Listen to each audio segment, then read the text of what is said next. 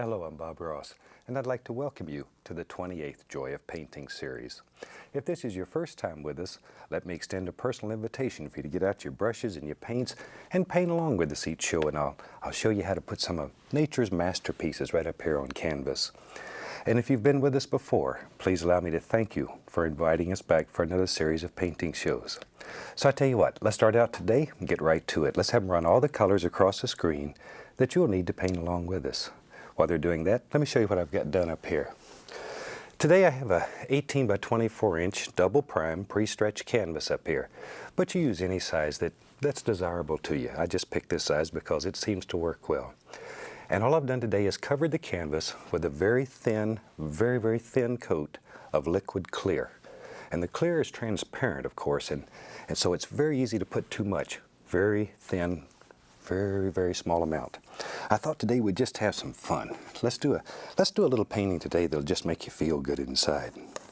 I'm gonna start out and mix a brown color using alizarin crimson and sap green in about equal proportions. I thought today I'd show you how to make a painting that looks like it's on wood, but it's really on canvas. It's very simple, and if you've never painted before, this is one that you can do. This is an easy one. This one you'll have immediate success. There. We just mix the color up like so, and as I say, this will make a beautiful warm brown. And when you're mixing the green and the crimson together, you can pick if you want it toward the greenish side or toward the reddish side. Normally I sort of like it toward the reddish side, but that's just my personal preference. I'm going to pick a little bit of titanium white and then mix it right into this brown color. This is a very transparent color, and I put a little white in there just to give it a little bit of opaqueness. All right, let's go up here, and once again, we have liquid clear up here. So I'm just going to try to make this look like old wood, just about like so. It really doesn't matter. I'm just going to make some streaks up and down through here. There, and you can make them as dark or as light as you want them. It's up to you. By adding different amounts of white, you can change the value or the color and just let it go. Wherever. Something about like that. There. Sometimes you might want to put a little more of the crimson in just to give it a little reddish tone, a little reddish flavor. Sometimes maybe even a little touch of black. Make it look gray. Just depends on what kind of wood you're trying to make here. There. That's continually mixing with the liquid clear that's already on the canvas. There. If this was not a wet canvas, you'd have a devil of a time trying to make this paint just slide on there. But since it's wet with the clear, this is very easy. And I'm sort of doing this in streaks, so it looks like wood. I want it to look like old boards that maybe somebody's just nailed together. All right. There we go. And that's really about all there is to it. Once again, when you're doing yours, you change the flavor any way that you want it. If you want it to be darker or more to the gray hue, it's up to you, any way that you want it. Okay. Now, the most fun part of this whole technique is washing the brush. So let's do that. We wash our brushes, since these are oil paints, we wash them with odorless paint thinner. I have a screen down here in the bottom of the bucket that I scrub the bristles against, shake it off, and then just beat the devil out of it. I'd recommend if you do that in your living room, you get some kind of protection because it'll change your whole decor in a matter of seconds. Now let's have some fun. We'll take just a fan brush, put in a little paint thinner, shake off the excess, and very lightly, I'm just going to allow that thinner to work right down through here. Just a little paint thinner, and it'll take a second for this to start working.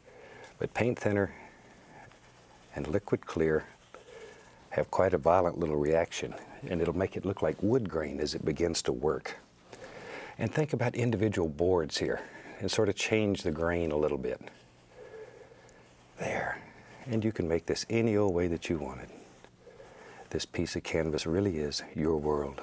And on this piece of canvas, you have total and absolute power.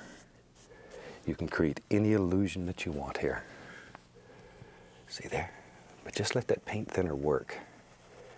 And if you have a little nervous twitch in your hand, it'll pay you great dividends here. Just let it wiggle and jiggle and carry on, and it'll begin to look like old wood as it works. And maybe over here, maybe this one sort of goes like that. Wood grain is not always straight. It goes in every old direction.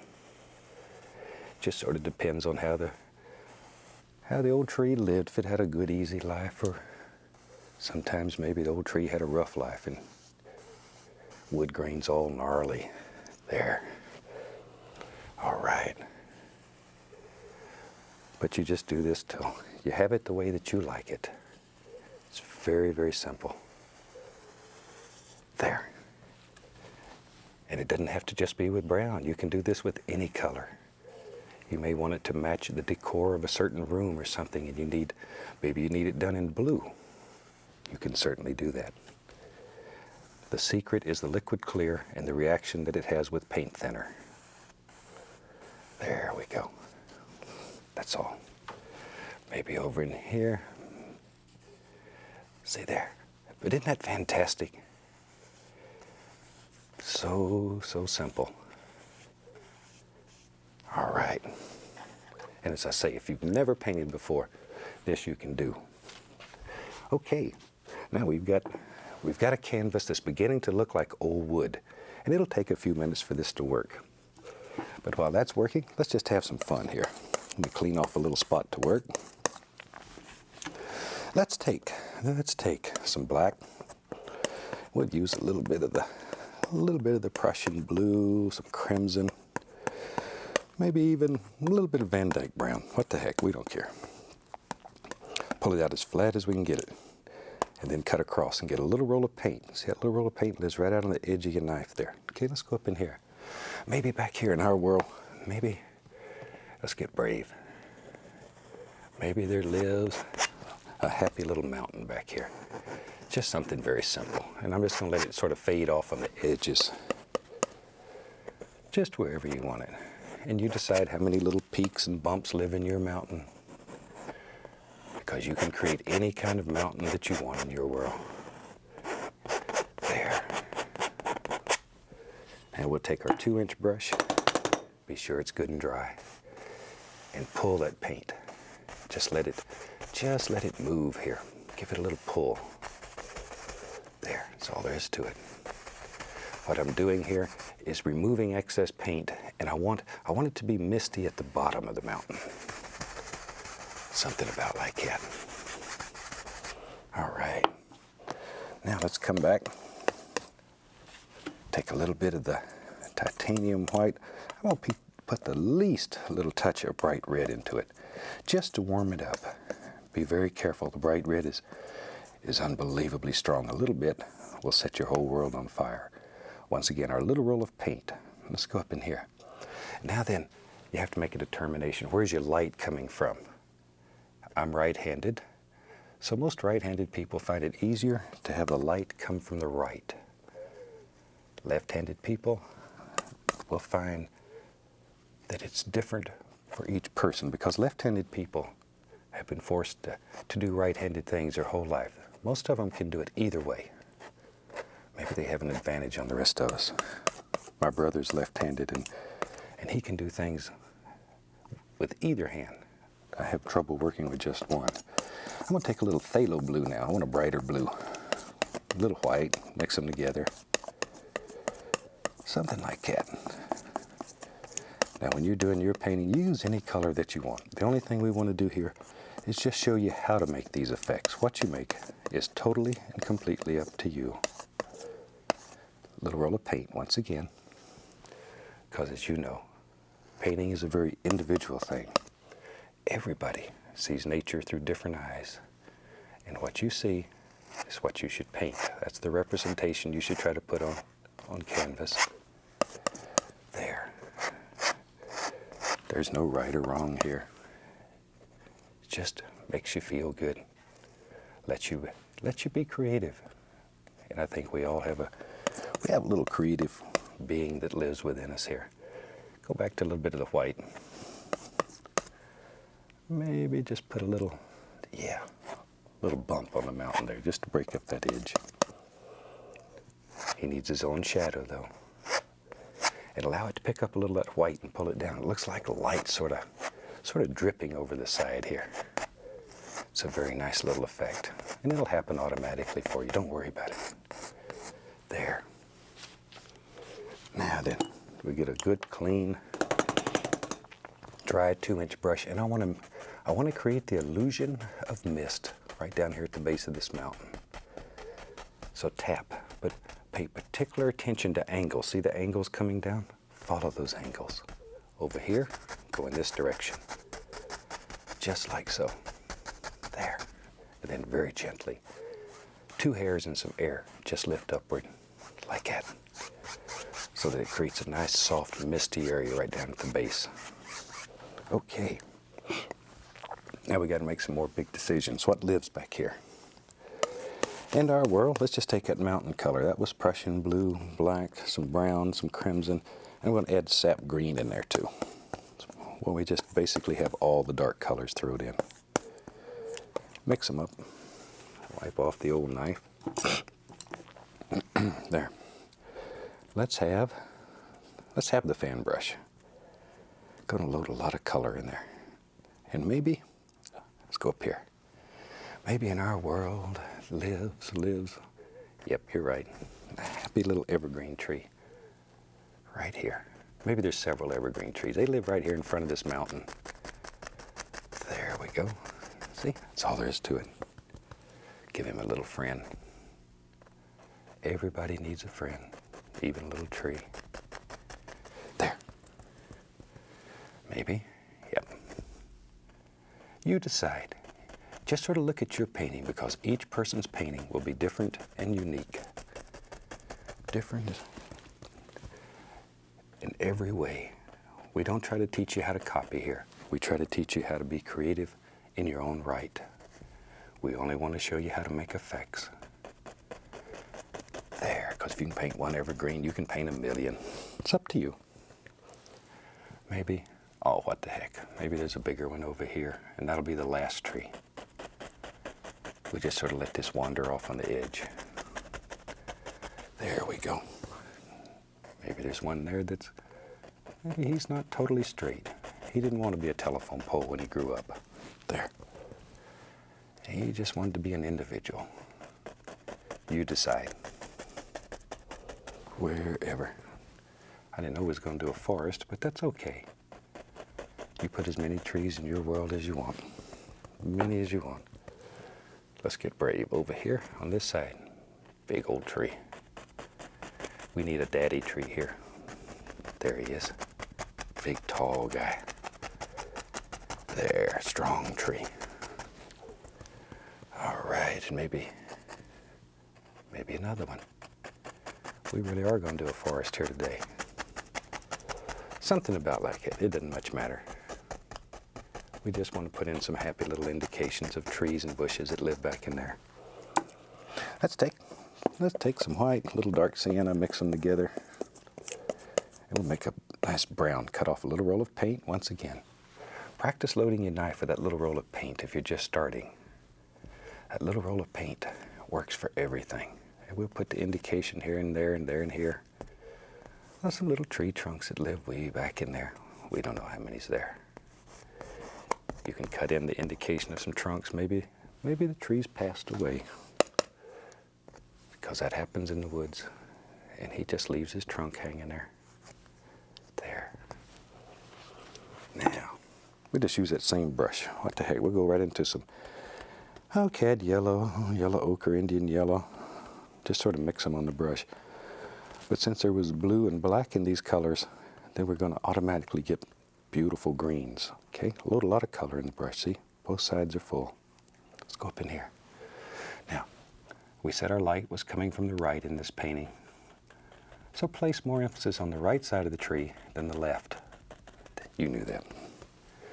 I know. There, just a reminder. And a little bit in here. And each one doesn't have to be painted totally in. because you won't see each one, especially down toward the base here. We just have little indications. There. See? That's all there is to it. And leave the base of the tree darker than the top. There, because there's not as much light's going to hit the bottom. Not as much light. It's dark and shadowy down there. That's where all my little animal friends live. See my little squirrel Peapod. He lives up here in the tree, and then the little bunny rabbits and stuff. They live down here at the base. Maybe we'll show you some little squirrels in this series. I've got some little friends I'll show you. Okay, let's go back and find a 2-inch brush. Take a little bit of that color right there, and I'm going to pull it straight down. Straight down. Let's make a nice reflection down here. Maybe this is water. Pull it straight down. That easy. When I was traditional painter, one of the hardest things to do was reflections. Now it's one of the absolute easiest things there is to do. That's all there is to. You pull it down, go across, and it creates that little illusion. And we can go back to our little fan brush, yellow ochre, the color that was on there. Once in a while, a little bright red. And we can go back up in here, and let's make some decisions. Maybe there's some little bushy areas back at the base of these trees. Wherever you want them. That's where they live. Right there. Just wherever. See, make it all jagged so you have little places that maybe you can take a canoe and sneak back in there. Big old trout lives in there. I like to fish, but I'm not a very good fisherman because I catch them and take them out of the water and take the hook out and put a Band-Aid on them, give them a little CPR, pat them on the tutu and put them back in there. So they'll be there the next time I come. We'll take a little of the liquid white on the knife and just cut in an indication here and there of a little water line that just sort of floats around. Just sort of a little light area that's between these darks. There. That's all there is to it. But act just like you're trying to cut a hole right through the canvas. Right through the old canvas. And canvas is tough. Chances are you're not going to hurt it. You'd have to take a running start and hit it to damage it. Okay, let's get a small brush. Now, a small brush in our style of painting is a 1-inch. That's all right. I'm going to pull it through that same dark color in one direction. Notice that the brush is straight down, pulled in one direction, load a lot of paint in it. See, then when you turn it, it has a rounded corner. We want that rounded corner toward the top. Let's go up here. Now maybe we'll have some little bushes and stuff that live back here in our world. Just push in. Don't let the brush slide. Just give it a little upward push. Bend it. Bend the bristles. Just bend them. See? And it'll help create that nice leafy looking effect. Maybe it comes out like that. We don't care. Doesn't matter. Anywhere that you want it. Anywhere that you want it. Now then, one of our golden rules, and if you've painted with us before, you certainly know this. A thin paint will stick to a thick paint. The paints that we use here are very thick. They're very dry. They're not like normal oil paints that are soft and creamy. Very dry. So then we can take and put layers of thinner paint right over the top of it without waiting for it to dry between each layer. So I've dipped the brush into liquid white. Now I'm going to pull it through the greens. I got a little sap green here. See, just pull it same way, one direction. A lot of color. See, when you turn that brush over, then you have a rounded corner that goes toward the top. Okay, let's go up in here again. Now let's pick out individual little bushes and stuff that live in here. You don't have to push hard. Do one little bush at a time. He's your friend. Take care of him. Vary the color a little bit here and there, a little bit of the yellow ochre sometime, just to change the flavor. There we go. See, one little bush at a time though. Think about these little rascals. They're your friends.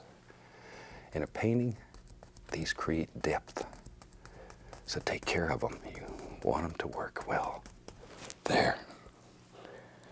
You can put a little bit, and let me say that again, a little bit of paint thinner on your brush and go into color if you don't want to change the value, because the liquid white, since it is white, needless to say, will change the value a little bit. It'll make the paint brighter and a little lighter. A little paint thinner will just keep it the same, only make it thinner. Okay. Maybe, I tell you, I know. Let's take a little Van Dyke brown, a little dark sienna mixed together. Let's have a little path.